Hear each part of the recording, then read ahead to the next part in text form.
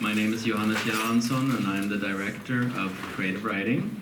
And I'm really pleased today to be here to introduce Daniel Borzutzky, who will read to us from his poetry today, or tonight. I do want to thank Francisco Roble, who didn't want to be thanked, and Paul Cunningham for setting up this event.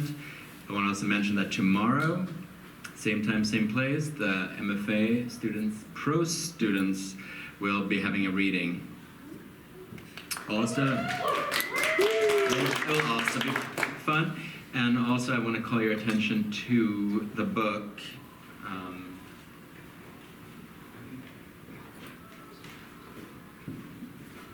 Because it looks like this. And also, there's a lot of copies over there. This is Daniel's new book, The Murmuring Grief of the Americas. So Daniel Borzutzky is the author of Written After a Massacre in the year 2018, The Performance of Being Human, which won the 2016 National Book Award, Lake Michigan, The Book of Interfering Bodies, and The Ecstasy of Capitulation. He has also translated a heap of books, most prominently the Chilean poet Raul Zurita, and also recently a book by Cecilia Vicuña, who's coming in the spring.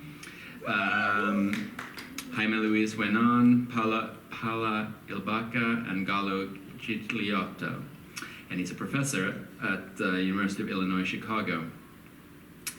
I was thinking, as a way of introducing the book, I would read a little favorite quote of Zurita's. So Zurita is so Daniel translated Zurita's poetry, and Zurita was a poet who fought or resisted the dictatorship of Pinochet in the 1970s and 80s. And later on, he was asked in an interview about his experience, like how do you often think, like as artists, like how do I fight injustice or whatever. I'm just a poet, what can I do? Anyway, so he gets this question a lot, and his was an answer from an interview in Plowshares, but I've heard him say versions of this elsewhere, including at Notre Dame here when he came in. You remember what year that was? Like 2012, I think so. Let's just say it was 2012. So here's the quote. So this is about, so he's asked about Pinochet. Pinochet, was a dictator, fascist dictator, overthrew the socialist, democratically elected socialist leader Allende, and in a very violent coup, in large part orchestrated by the US. So this is the quote. All that I came to do in those years, like the art actions with CADA was like a performance art group. Like the art actions of the CADA was because I felt that pain and death should be responded to with a poetry and an art that was as vast and strong as the violence that was exercised over us. To place in opposition the limitless violence of crime and the limitless violence of beauty, the extreme violence of power and the extreme violence of art, the violence of terror and the even stronger violence of all our poems. I never knew how to throw stones. That was not our intifada. You can't defeat a dictatorship with poetry, but without poetry, and this is no metaphor, humanity disappears, literally, in the next 5 minutes. And I often think about this quote. It's amazing because there's a sense of equal sign, like you have to equal the violence of dictatorships or injustice or crime with the poetry. It doesn't say we defeat it. It doesn't say like overthrow and establish the dictatorship of poetry, but there's this sense that you're always equaling it. And that it takes all of our poems, it creates a collectivity. It's our poems, it's not my poems. I wasn't writing my poems to defeat dictatorship, but we were coming together to gather up our poems to equal the violence of the dictatorship. And I think that is an amazing statement, and I think a lot about it. I thought a lot about it this week as well. Naomi Klein famously made in her book Shock Doctrine that the argument that Pinochet's dictatorship and the coup was really the forerunner for a lot of things that happened afterwards in terms of privatization and this kind of like extreme capitalism. So it's been much more amplified. And I think about some of the things you hear about today. You hear about, like, I just read about a thing about AI and how AI will soon consume 6 times more water than Denmark, the entire nation of Denmark. So if we can, Google information or whatever. These kind of amazing acts of incredible violence against nature and against people that Timothy Morton has called hyper-objects, which are objects that are so extreme that we can't even conceive of what they are. So if you have a dictatorship and you write a poetry to equal the violence of a dictatorship, that in comparison seems pretty clear. But if you're writing, what do you do to equal the violence of like extreme environmental disaster and violence? Well, I mention this because I think this is where Daniel's work is fantastic, and then because it dares to write out of a place where the equal signs are hard to figure out. I mean, they're hard for Sarita as well, but in his work I find a kind of what I would say like a sublime abjection. How do you equal something that you can't even perceive the outlines of? It's like, so there's a constant a relentless attempt to measure bodies and bodies that are disappearing and bodies that are done violence to. It's like, it feels probably like a relentless but impossible task. But it doesn't feel hopeless to me in that way. It doesn't feel hopeful and it doesn't feel hopeless, but it feels like a relentless task of creating something like that intersection in the Sarita quote, something like, it's not even an equal sign, but trying to maintain a certain space, and that space is a noisy, murmuring space, and maybe it's also the space where what that is might be the performing of being human. So I'm excited to hear Daniel reading tonight, so please give him a warm welcome to Notre Dame.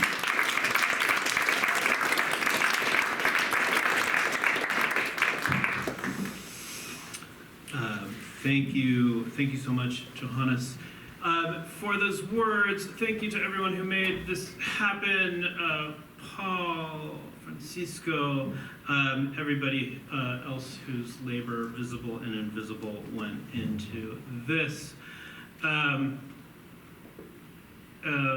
was thinking just, this of course is like the first reading that I've done since the election, and like all of you, I've felt a great sense, I don't know where everyone is, but I've felt a great sense of anxiety over the last week, and Zurita, for many ways, for me, has been like a person with Cecilia Vicuña, who's coming in the spring, who you should all make sure to go see, have been kind of like my models and heroes for how to make art and how to continue to make art throughout the course of your life, both through, after, within the many kinds of dictatorships that we are always among. And just thinking kind of about that idea of like how one persists, and I'm sure there are many like writing students here, and it's really easy to feel like in the face of authoritarianism that our work doesn't matter, or that we should like seek to do other things or do more practical things, and I guess I've just been feeling like this, like wanting to bury myself in like writing and art and work over the last week as a means of coping, and just to say that that's like the thing that we have, and the thing that maybe in Raul Zurita's words, like actually allows us to live and survive and be human. So we'll have plenty of time over the course of our lives and the next few years to think about that, but alas. I'll be reading from a few different projects tonight, from this book that just came out in August, And the thing I like most about the book is the cover, which has a drawing that I made. And like drawing has been a new practice for me, which I know nothing about, and I really recommend doing work that you know nothing about after you've been doing work that you're like, you know, buried in its discourse for a long amount of time. And for the sake of continuity, once I get started, I'm not going to stop too much between pieces, so I'll explain a little bit now what is going to unfold. There'll be a few pieces from The Murmuring Grief of the Americas. As the title speaks to, I've been thinking a lot about a kind of idea of hemispheric grief and of the violent continuums of state violence, of violence contained within abusive immigration policy, of destructive economics, of destructive environmental disasters and policies throughout the Americas. And so one piece called Disaster Exposure is thinking about the entwinement of financialization and natural disasters. There's a body of literature that, without irony, asks how hedge funds respond to access, or what they call exposure, to disasters or to natural disasters. And the sort of short answer is, well. It's really good for hedge funds. So that's like a sort of idea in the book. I'll read from some newer pieces that are from a book that I'm working on now called Pain Blank Blank Book. Blank Book imagines kind of an artist's book that is entirely blank. There are words associated with the page numbers, but the words are not really meant to be on the page. They're meant to be beneath or within, or sort of represented by the page. There's a piece called Systemic Change, which you're going to hear several bits of. This is a poem in several parts that I wrote with performance notes. Don't ask me why, but the performance notes ask that the performer read each piece while improvising to the tunes of lullabies. A list of lullabies can be found on Billboard.com's website, Best 30 Lullabies of All Time, Top Songs for Babies' Sleep Time. So some include You Are My Sunshine, Amazing Grace, and others. And there's a poem called The Unabomber's Verbs. This is a poem I wrote last week. I've been kind of dealing with like anxiety and grief by making lists. And for some reason, I decided to read the Unabomber's Manifesto. For those of you who don't know who the Unabomber was, it was kind of a figure of the 90s, who was he sent mail bombs and killed, I think, 3 people and injured 23, and was a recluse, and wrote this kind of anti-modernity, anti-technological manifesto, which is actually really stupid. I read a lot of it this weekend, and it sort of reads like teenage philosophy. But I, for some reason, felt like I had to read it, and as I was reading it, I made a list. I've started making a list of all the nouns, verbs, adjectives, and then I just focused on the verbs, which I then alphabetized. And I decided to write, and I have like hundreds of verbs. So with A through D, I began to work on this Sistina sort of thing that I'll read, and then I'll read something from the performance of Becoming Human as well. So I'll be like 30-ish minutes in total, and I'm going to set a timer so that it's not much more than that. Thank you so much for being here. I know there's like 1,000 other things you could be doing on Tuesday night, so I appreciate it. The Murmuring Grief of the Americas. Epigraphs. I shall miss myself so much when I die, Clarice Lispector. Emily Dickinson. Of glory, not a beam is left, but her eternal house. The asterisk is for the dead, the living for the stars. I shall miss myself so much when I die. Of glory, not a beam is left, but her eternal house. The asterisk is for the dead, the living for the stars. I shall miss myself. Of glory, not a beam is left. The asterisk is for the dead, the living for the stars. The Murmuring Grief of the Americas. There are children crossing the river. Some float on cardboard, and some hold on to each other, and some sing, "We are alive." There are neon lights above the river. The camera crews stand on the banks and film the river in the right light. They film the floating children in the right light. They film the sky turning purple and pink as fluffy pollen dissolves in the warm air. A tree with edible fruit is in the background. Droopy white flowers with long petals hang down, and by the tree, a brother and sister exhausted. Don't die, the director says to the children. If you don't die, we won't be able to make this film, and if we don't make this film, there will be no evidence that once you were alive. And if there is no evidence that once you were alive, then no one will know that we loved you. The children step out of the river and walk to a bridge where there is a sign that says, "Welcome to the Promised Land." But the sign is not meant for the children.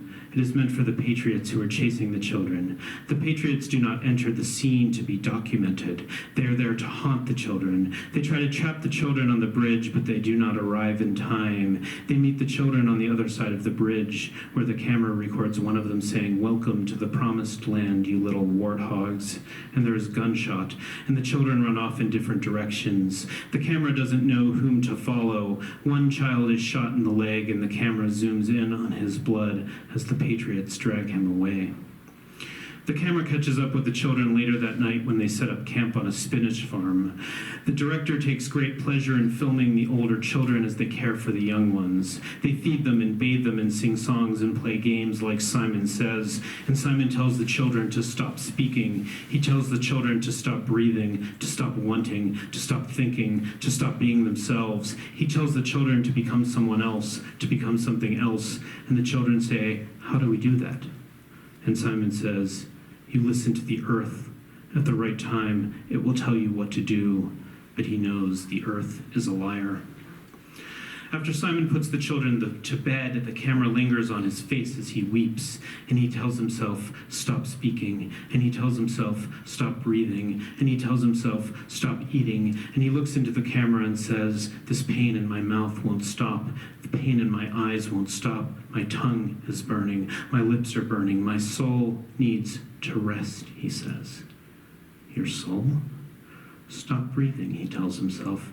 "I need to die again," he says, "because when I die again, I will become the river that runs between myself and myself. I will become the mountains that separate myself from myself, and you will deposit new meaning into my body as I become the story you've been waiting for. But in the story you've been waiting for, I will not be an I, and you will not be a you. And for several minutes, water will run toward me, and it will be the river of death. And I will say, no, it is not the river of death. It cannot be the river of death. But by the time I get the words out of my mouth, the river of death will have emptied itself out, and the past will not be the past, and I won't know what it means to be dead." Can you hear okay? Blank book. On the first page, the words came down and disintegrated. The page was blank. Page 2, an eternal darkness of wordlessness. Page 3, a voice inside another voice, a criminal voice with an unmistakably silent tone. Page 4, gunshots, the silence of the page. Page 5, we go back to bed as if there were no shots. Page 6, the shots have a voice. I can see it in the blank page. Page 7, cleaner, cleaner. Page 8, a man is found lying dead on the ground. Page 9, the page gets blanker and blanker. The Unabomber's verbs, a sestina. Accept, achieve, accept, achieve, accept, achieve, accelerate. Accept, achieve, accept, achieve, accept, achieve, accompany. Accept, accuse, accept, accuse, acquire. Accept, address, accept, admit, accept, adopt, advocate. Accept, affect, achieve, affect, agree, affect, allow. Accept, affect, accept, appeal, accept, appoint, arise. Arrive, accept, assert, arise. Aspire, ask. Aspire, ask. Aspire, assure, accelerate. Assure, attack, assure, attach, attain, attract, allow. Arrive, attribute, arrive, avoid, attract, attack, accompany. Attain, avoid, attack, attain, ask, attack, advocate. Act, ask, acquire. Act, ask, acquire. Alter, analyze, alter, advocate, appoint, appeal, acquire. Accuse, attack, attain, arise. Associate, act, avoid, admit, adopt, advocate. Agree, ask, appeal, accuse, assume, accelerate, attack, accuse, accompany. Avoid, analyze, alter. Avoid, accept, attack, avoid, attain, allow. Allow, become, behave, become, believe, belong, allow. Be, break, build, behave, acquire. Accuse, benefit. Attack, benefit. Belong, believe, accompany. Build, break, arise. Break, build, arise. Avoid, become, attack, become, conceive, believe, accelerate, advocate, believe, build, accelerate. Compete, commit, conceive, commit, confuse, believe, advocate. Control, confuse, appoint. Arrive, conform, allow. Conflict, control, conform, confuse, accelerate. Come, choose, claim, choose, conform, behave, acquire. Attack, compete, conceive, control, conform, arise. Clean, claim, break, claim, destroy, compete, accompany. Destabilize, destroy. Determine, destroy. Desire, dismiss, accompany. Dominate, dream. Desire, dream. Classify, conform, advocate. Arise, demand, arise, deprive, deceive, conceive, arise. Classify, avoid, discriminate, avoid, dominate, dismiss, allow. Acquire, desire, accompany, conform, acquire. Do, discriminate, dominate, accelerate. Arise, accompany, dangle. Destroy, believe, allow, accompany, desire, conceive, desire, dominate, control, arise. Accelerate, attack, dominate, attack, compete, control, acquire.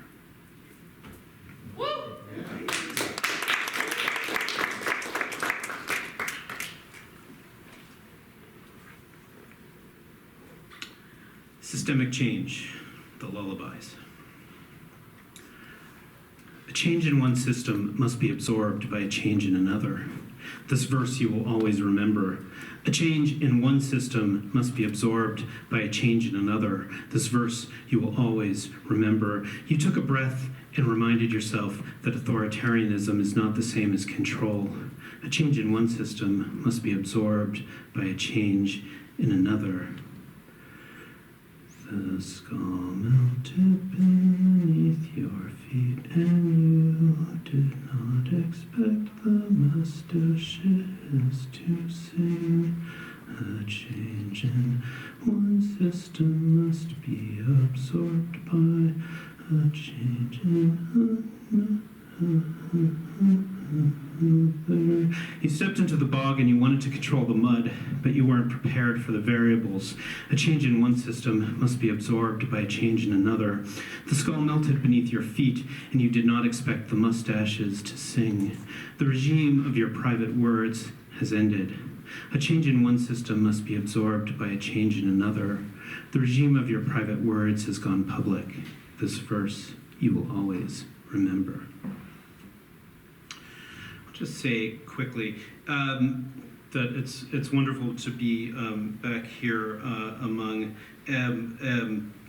my action books home here at Notre Dame, and you all are so lucky to be able to study with Joel and Johannes, who I don't know if you will understand and realize the sort of scope of the work they've done over the last over 20 years with Action Books that has created a home for many of us, both in translation and poetry, and given us ways of like thinking about how to be writers, thinkers, translators amid the many pressures to conform, to behave in certain sort of writerly business ways, and it has been a great site of like literary invention, joy, and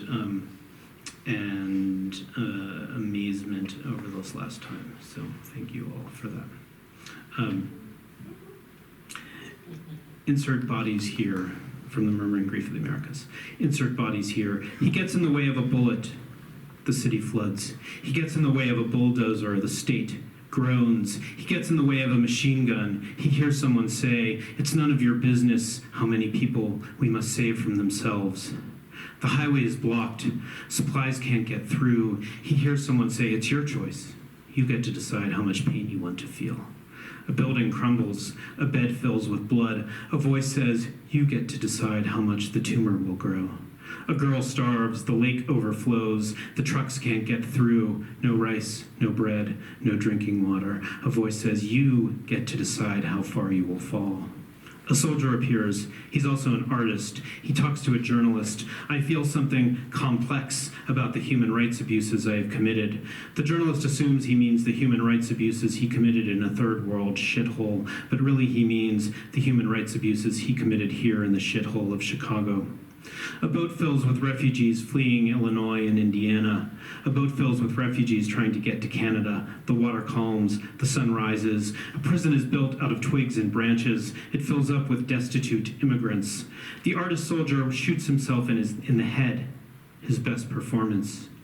No one watches. A police officer asks to see our papers. We only have toilet paper. "You need to apologize for getting in the way of our bullets," he says. "You need to stop letting us torture you." The police officer beats us a bit. "You only have toilet paper, and not even that can keep your asses clean." He laughs and beats us a bit. He asks for our numbers. No numbers. He asks for our names. No names. He asks if we can measure the economic impact of our bodies in Molotov cocktails. Windows shatter. Several dogs are reported as casualties. A poet appears on the scene. A vulture appears on the scene. The poet and the vulture search for the form of the apocalypse. Why do you keep getting in the way of our bullets? The form mutates, institutions dissolve, the town radiates, glows pleasantly. The mayor gets angry, the teachers lose their pension, the land swallows some bodies, the prison is on fire. I am limited by my intuition. I am limited by my constitution. I am limited by my indiscretion. I am limited by my access to nuclear waste. The land explodes gently. The system breaks down, then regenerates. A momentary sense of triumph. I see snakes on the road. A momentary sense of triumph. I see rabbits on the road. Bees return to the city. A child is stuck in the head with a battery. The whole country flows out of a dead man's mouth. Some babies are born. Refugees keep coming from Kansas. The police want to know what color they are. The Kansans don't know what color they are. The police officers guess what color they are. They look pinkish, or mauve, or ochre. Someone wants to interrogate their outer layers. A philanthropist has a suggestion. Maybe we can bury them in that pretty little hole. Words keep appearing. Disease, dehydration, hospitalization. A priest and a rabbi walk into a Target. That's no priest. That's an alley. That's no ally. That's another child who needs to apologize for getting in the way of our bullets. The Bank of America bursts into flames. Money flows out of a dead man's mouth. Insert bodies here.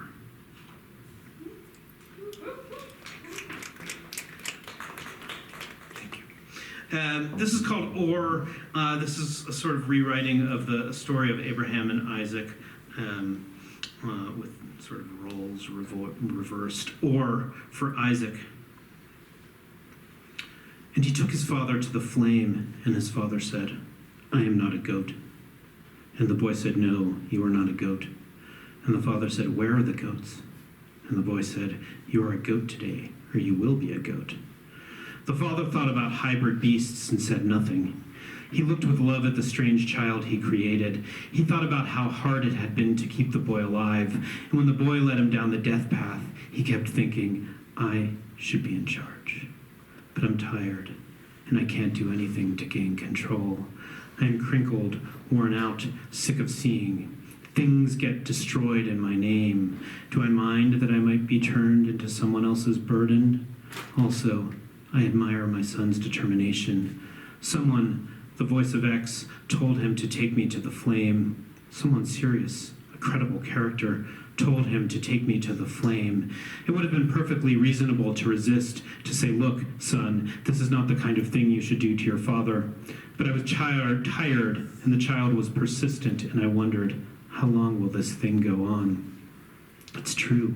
I am old now. I don't actually want to live that much longer, but there are a few more things I have to do. Is it presumptuous to say there is a future that depends on me? The earth has its own ideas, the sea has other ideas, and the sky has ideas. There are just a few bodies falling from the sky today. I think I recognize some of them. They are my children, and one of them whispers to me, this is not the right way to live. And to live in the wrong way is to die in the wrong way. Who said that? And what did they mean? Before he takes me to the flame, I tell my son, there is nothing left to do here on earth. I welcome the pain, and I welcome my son's audacity. I admire his fingers as they grip my shirt sleeve. In those fingers, I feel sadness, tenacity, anger, hope. I feel the violence of the centuries filling up in his blood. I know how lonely it is in his body. The expectations of our people are extraordinary. Blank book. This book is full of blank spaces for you to fill as you wish. I lie or lay down on the ground next to them. Someone draws lines on my skin. Had a dream about words injected through an umbilical cord into the heart of a book or a body that is mine, but that does not want to be mine. A voice says, my secret intention is to make your body or your book slip through the umbilical cord. We, my bodies, my books and I, are transactions of the future. Systemic Change, Sleep Song 4. For most people, what a thing does is more important than what a thing is. I picked up the bone, but it was so light. This verse you will always remember. For most people, what a bone does is more important than what a bone is. I picked up the bone, but it was so light. I was grasping at air. This verse you will always remember. A change in one system must be absorbed by a change in another.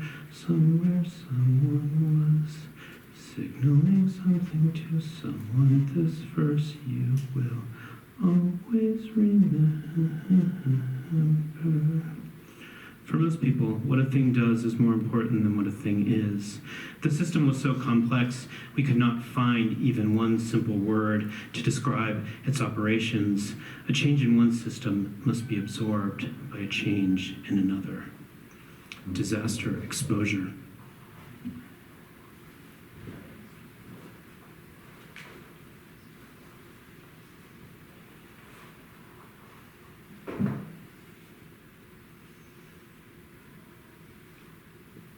Disaster exposure. You ask him if his hedge fund has sufficient exposure to disaster, and he whispers, I could really use a hurricane to deliver superior fund performance. What do you see that people cannot see? Everything in this poem is on the surface. There is no subtext or subtext to the subtext. The words only mean what I want them to mean. I am not so interested in the imagination, and I am more than capable of exploiting disaster concerns to deliver superior fund performance. Tell the story a different way. Doctor says, patient cannot tell the difference between what he is and what he owes. Describe the aesthetics of the disaster. Every collapsing system is a poem in itself. Lucky for me, I am paid by the syllable to write it. You ask him if his disaster risk is heterogeneous, and he says, all you need is a touch of disaster exposure, and you will see a beautiful increase in the returns on your fear premium. But seriously, boss, how bad does it have to be before we can call it a disaster? How broken does your body need to be before we can call it a disaster? He dithers, she dithers, they dither. This is dithering. Tell the story a different way. The interest in your body is the origin of your word, of your world. It all begins with a credit default swap, a complex financial product whose name sounds like a natural mineral. Baby, I love it when you say superior fund performance. Let's do some quick math on the quote-unquote back of this envelope. There are hundreds of lost bodies and thousands of lost limbs. Are they enough? The river is in the wrong place again. Is that enough? The highway is hanging from the mountains again. Is that enough? The mountains are covered with rooftops. The electric pole has been in the middle of the road for so long that people have confused it for a work of art. And the disaster that surrounds us is not really a disaster, and you begin with debt and you end with debt. And when there is no debt, you don't know what to do because all you have ever known is debt. Blank book. Page 10. Pigeon flesh, flesh of starving children. Page 11, the tranquility of the past, erosion of the blank page. Page 12, Artaud's voice in the blankness is unmistakable. Page 13, Exodus 3:21, ye shall not go empty. Page 14, Deuteronomy 16:16, they shall not appear before the Lord empty.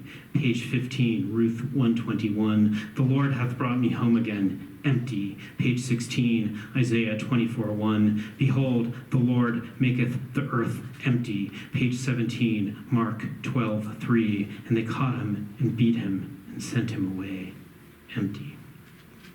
Desolate. Desolate. Je suis désolé. I am sorry. I am disconsolate. Desolado. No animals were visible in the cold, desolate landscape. Desolado. No se veían animales en el frío y desolado paisaje. Bereft or feeling bereft. Wendy felt lonely and desolate after her boyfriend dumped her. Desolate. Desolate versus isolate. You are so late. I am so late. Desolate. Bereft. Wendy se sentía sola y desolada después de que su novia la abandonara. Something important is missing. Bereft. I am miserable and overwhelmed with grief. Desolate or bereft. Bereft from the Old English beraffian, to deprive of, to take away by violence. Ruffian, to rob or plunder. Bereaved and bereft have coexisted since the 14th century. The former, bereaved, now applies to loss of loved ones, while the latter, bereft, applies to circumstances. I am lonely or solitary, desolate. I am without companions or exiled, desolate. Sequestered or I have been left alone completely. I live somewhere uninhabited, desolate, deserted of people and in a state of bleak and dismal emptiness. Devastated, God-forsaken. Why did you take me to this desolate, God-forsaken village? Lonely, forlorn, stark, uninhabited, laid waste, desolate or abandoned. A smile both acrid and desolate, desolate or isolate. Desolate in the sense of barren or childless. Job, for the company of the godless will be barren. Job, and he dwelleth in desolate cities and in houses which no man inhabiteth, which are ready to become heaps. Job, for the congregation of hypocrites shall be desolate, and fire shall consume the tabernacles of bribery. Isolate, to set or place apart. Isolate, to detach so as to make alone, something isolated. Isolate, from the Italian isolato, from the Latin insulatus, quote, to make into an island. English first used the French word isole, isolate, isolatable. The language is an isolate with no known relatives. To take away the sun, desolate. To take away the soul, desolate. The soul eats, the soul ate, the sun eats, the sun ate. Insulate, to make like an island, not inland. Insulate. An island is land that is isolated, sequestered, or removed. Quarantine. To set something aside. Isolate. Excommunicate. To separate oneself from. Separate. From the Latin separatus. To remove or detach completely. Quarantine. Sequester. Desolate. Segregate, assort, to distribute into groups or classes, from the Old French assorter, cloister, a monastery or convent, a place of religious retirement or seclusion. Desolate. I am lost, I am lone, the sun is late. I'll read one last thing to conclude. And this is from the performance of Becoming Human that was published in 2016. And it's called Lake Michigan, scene number X1C290.341AB3DY. There is a yellow barrier in front of a warehouse on the west side of Chicago. An authoritative body with a gun wears a leather jacket that says Policia on the back of it. There are no secrets. The prisoners are tortured in a secret police compound that everyone knows about. Hola, mira, estamos en el centro del mundo. No me gusta estar tan conectado a la Tierra. Prefiero viajar por el espacio, los planetas, las estrellas. El mundo me aburre, dice el cuerpo autoritario. Me voy a Chicago, me voy a Júpiter, me voy a Saturno. Vamos a Chicago, es mucho más fácil que nos maten o que matemos o que liberemos nuestras almas de nuestros cuerpos, o vice fucking versa, punto, period. Do you read me? Yes. Hi. See, it's hard being in the center of the country. Being in the center of the country, it's a bit like being in the center of the universe. I'd rather be in outer space, moving through planets and stars. Oh, Earth, you're so boring, not like on Saturn or Jupiter or the moon. Brothers and sisters and Earthlings, let us go to Chicago. It's so much easier to be killed there, or to kill, or to free our souls from our bodies, or our bodies from our souls. Did you hear the one about the military gang that called the mayor in the middle of the night, demanding money to save his daughter? A girl's voice could be heard on the other end, gagged and muffled. But the mayor knew better. His daughter was not at home. She was vacationing on Lake Geneva on the southern tip of Wisconsin. The criminals were arrested after the location of their cellular phones was detected through sophisticated satellite software. The criminals went to jail where they molded forever and ever. 2. The authoritative bodies screen films at night in the prison camps on the beaches at the northern end of Chicago. There's one they project on Sundays on the outer wall of the prison. We sit on the sand and watch it under the mist and moon. The authoritative bodies tell us to laugh, and when we don't laugh, they beat us. They tell us to cry, and when we cry, they beat us. They command us to make little sounds to signal that we are experiencing aesthetic or emotional pleasure as we watch the Sunday night film that begins in a warehouse, a holding cell for immigrants who are smuggled across the border.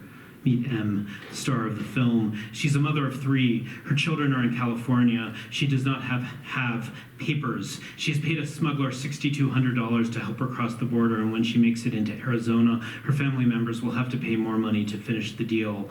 There she is in a cell crammed wall to wall with other people who have paid thousands of dollars and are now stuck in an airless shack until the smugglers decide it's okay to leave. The sun rises, and in the film she is walking through the desert. Overhead shots of beryl cacti, brittle bush, chainfruit cholla, Joshua trees, jumping choyas, Mojave aster, soap tree yucca, prickly pear, cacti, lizards, Gila monsters, bobcats, tortoises, deserts, desert toads, pygmy owls, thorny devils. The immigrants in the film are weak, hungry, barely able to move. Some are stumbling on the ground or crawling or completely unable to move. But just as you think they are going to collapse from dehydration, together in the film, they start to sing, Ay, qué bonitos volar, a la luz de la mañana, a la luz de la mañana, ay, qué bonitos volar, ay, mamá.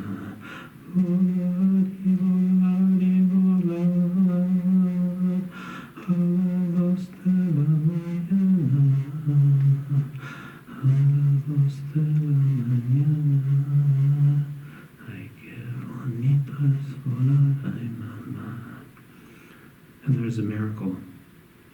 They begin to fly. They begin to fly over the border like witches. They're witches and they fly over the border and they sing, "It's so beautiful to fly. It is so beautiful to fly." And they do not die of dehydration, and they are not arrested, and the smugglers are arrested and forced to return the thousands of dollars they have taken from them. The immigrants fly and fly across the desert until they land in the middle of a cosmopolitan city where a handsome, kind bureaucrat takes them to a hotel where they are given a warm bed and bath for the night, a few $100s to get to their next location, the appropriate documents so that they can have work and have health care. They are welcomed by the bureaucrats with gratitude, joy, and compassion. As we watch the film, they make us sing on the beaches of Lake Michigan, "It's so beautiful to fly, so beautiful to fly." And we sing as loud as we can so that they can hear us on the prison ships a half mile off the coast. Ay, qué bonitos volar de la mañana. And tonight, as we watch our brothers and sisters flying across the desert, there are no machetes. There is no blood on our bodies.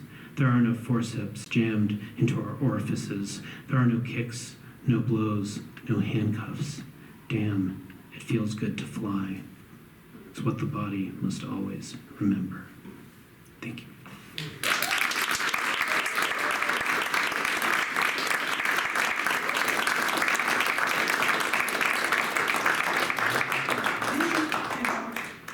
Yes, thank you. Maybe if anybody has questions you want to ask of Daniel, we could take a few questions about the poems, the reading.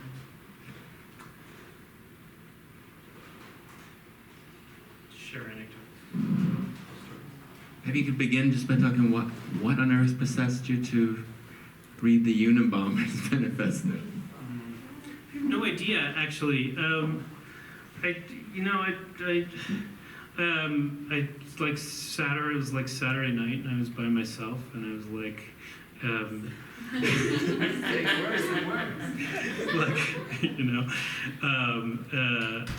I just had this thought about the Unabomber,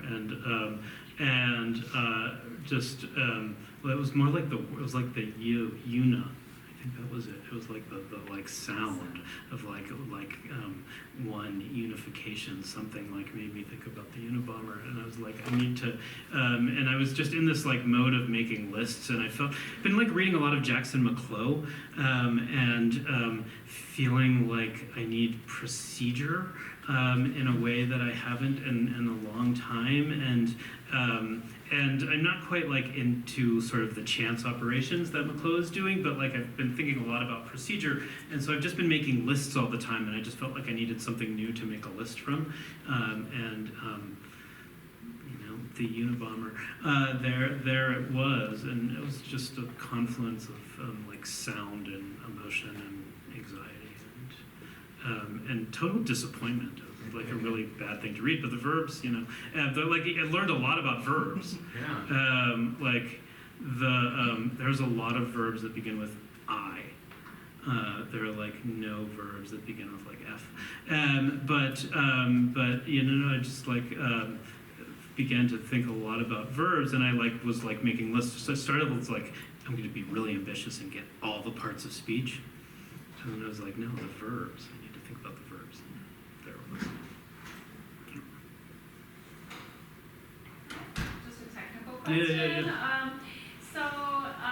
It seems like you very generously read from different projects and different works tonight, and I know when one creates a project, sometimes with procedure or process, but at any rate with like a form in mind or just a theme driving you on, it's hard to think about kind of like breaking it up and splicing it with other projects. So just on a very technical level, for like even some of my fellow poets in the room, like when you write very confidently, you come to the end of a series, like what's the impulse to like keep that intact or to splice them together, or you resist splicing them together because you want them to be intact? Like, I don't know, how did you arrive? This is such a beautiful reading.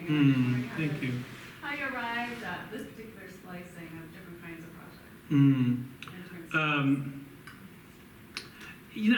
A lot of it I haven't published yet, so I don't know what it will actually look like published, but I suspect I'm going to try to break it up a little bit. But I sort of think like the bigger question for me is like sort of about books and like their inseparability from each other, which is something I've been thinking a lot about as I age and as I feel like, like when you publish a book, like it's very, like, I'm lucky that people have like asked me to do interviews, so I'm not like mocking that in any way, but I've gotten a couple questions that are like, what makes this book different from the other books? And I'm like, there's not different from the other books, or at least like it doesn't feel like a different project. And weirdly, I'm sort of maybe feel like I'm in a different project at the moment, but it like has seemed to me over time that like it's all sort of one project, like the documentation of my life, I guess, and that like the book marks something in time, but it doesn't mark something in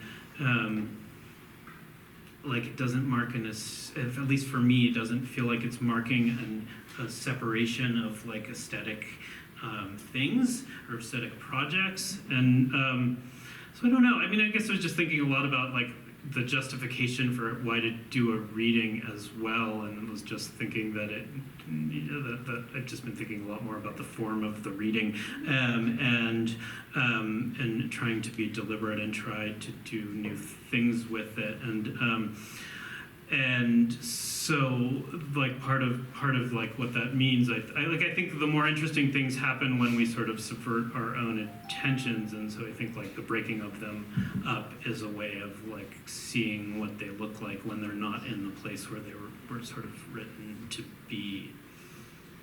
Yeah. There are two things you said, and I'm hoping you can like smash them together. Uh-huh. One, I'm roughly quoting, is the endless abyss of wordlessness, and then the other is the private regime of your words has gone public. And I'm wondering if you were forced to like smash those things up against each other, those thoughts, what they implicate, especially with regard to like why some people seem to not feel a need to have to express themselves or have private language or eloquence. So the second one was the endless abyss of wordlessness, and what was the other one? The regime. Private regime of your words is not public.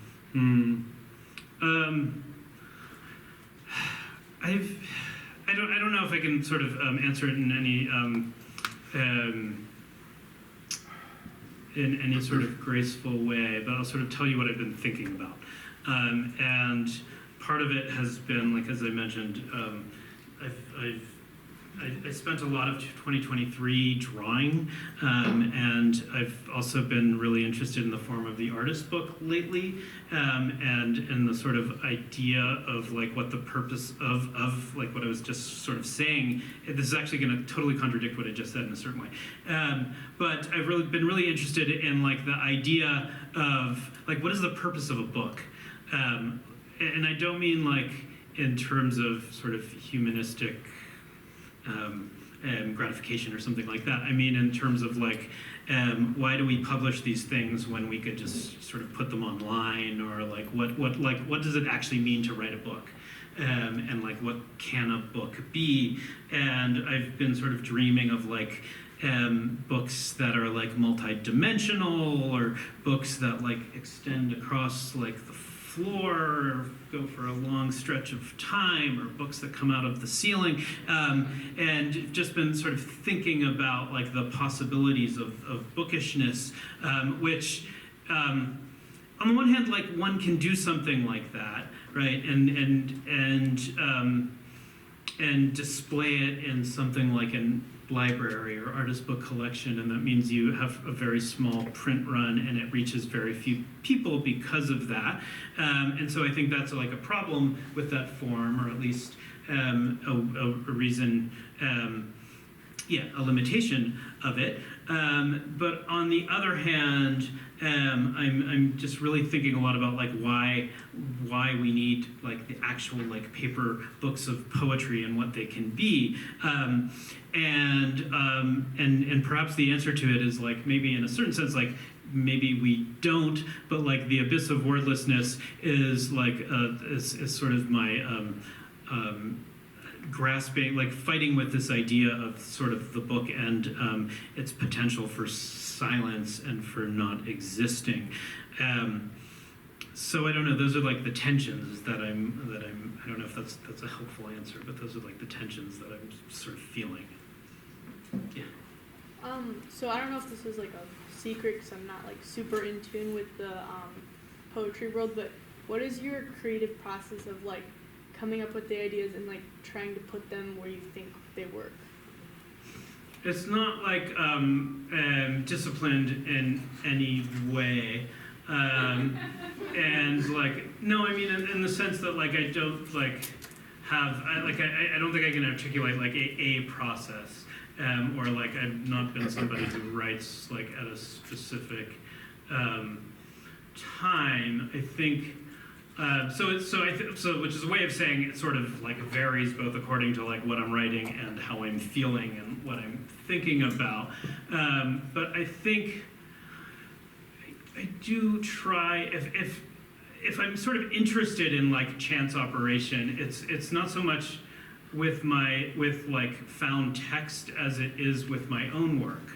And so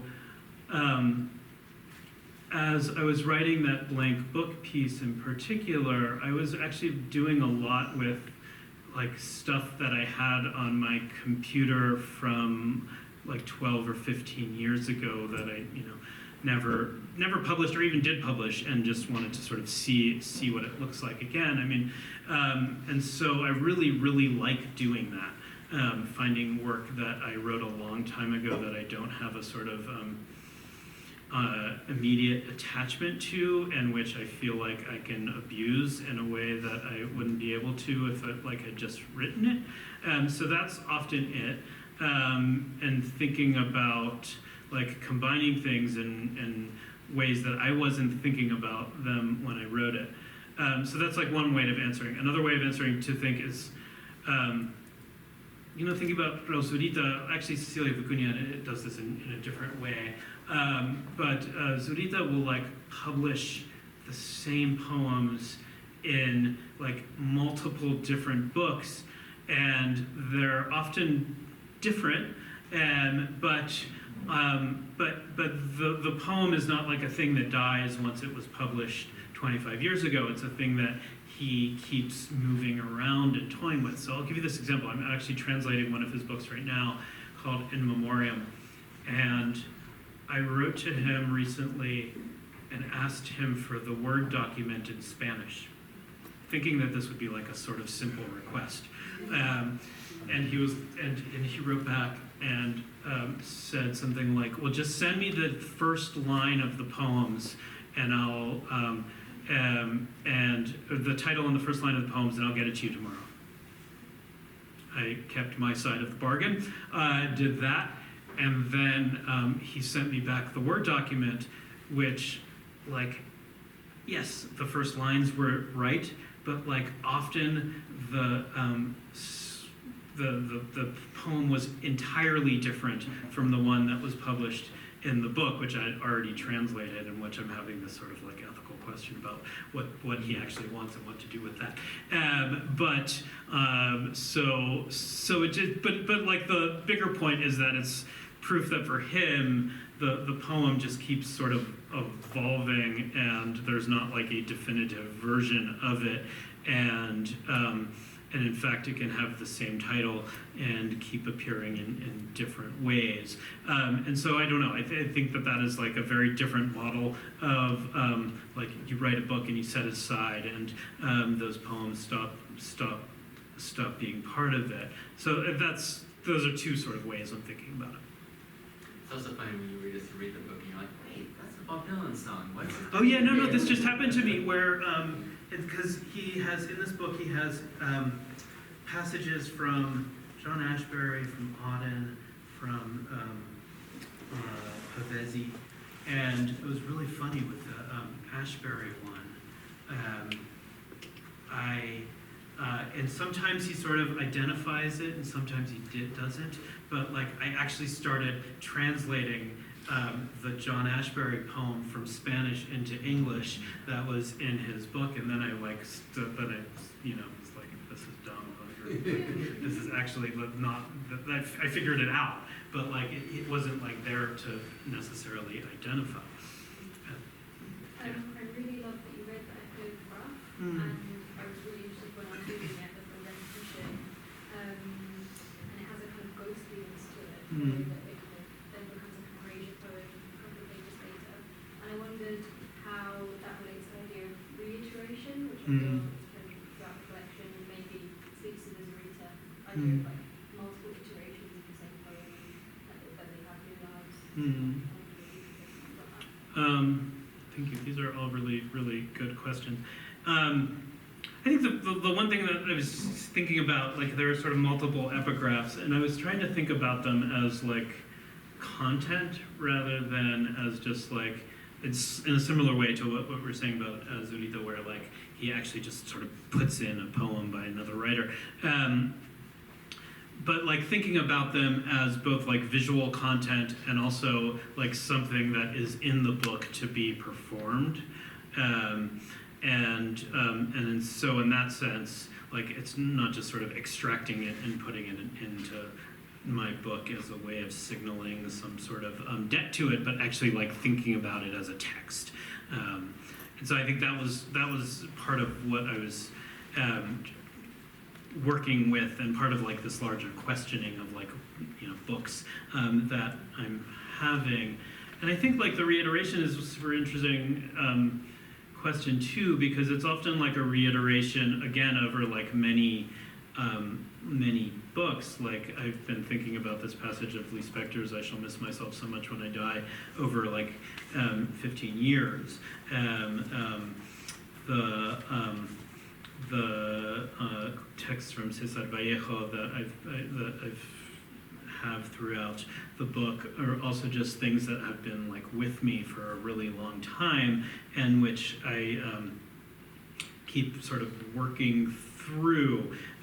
So it's like reiteration, both like in sort of reiterating or reconfiguring the writer's words and sort of making it into something else, but also like a way of, I don't know, trying to like reiterating its importance and kind of confluence with my own work. And I think that was like part of what I had hoped, was that they would be more, they would like, even though they were sort of separate, I wanted them to be integrated as well. Yeah. Do you ever have like identity crises as like a Chilean poet or an American poet? Because I see that like the Chilean tradition is like really present. Like you, apart from like Zurita, you also mentioned like Huidobro and stuff like that. But I'm wondering if like you're just like super like at ease with that, or if that's like ever, because I mean I have to deal with that stuff, so I'm just curious about it. No, I mean, in some ways, okay, so this, I'll try to answer in a couple of ways, but like, in some ways, translation has been a sort of important, like, reconciling of that identity problem, which, for me, translation has very much sort of allowed me to, like, participate in the life of this place that I otherwise would not have access to. So, you know, like, I don't go there I wouldn't go there that much now that my grandparents are not alive, and through translation. And like, often when I talk to students about translating, I'm always encouraging it, but also like encouraging it not just sort of like linguistic experience, but for the social one as well. And for me, it's been like this way of forming relationships and friendships that have resulted in, I don't know, my own book being translated by somebody who I translated, but resulted in like invitations to things that I would not, have otherwise been invited to. And it like sounds sort of like quid pro quo-y, but it's not in the sense that this is just how like literary work happens. Like you just do it, and by doing things for other people, opportunities often open up for you. so I think that's one way I'd think about it. But like the other part of it is I don't think I would call myself a Chilean poet, though every once in a while somebody does, and I sort of feel like that's nice, or that I don't.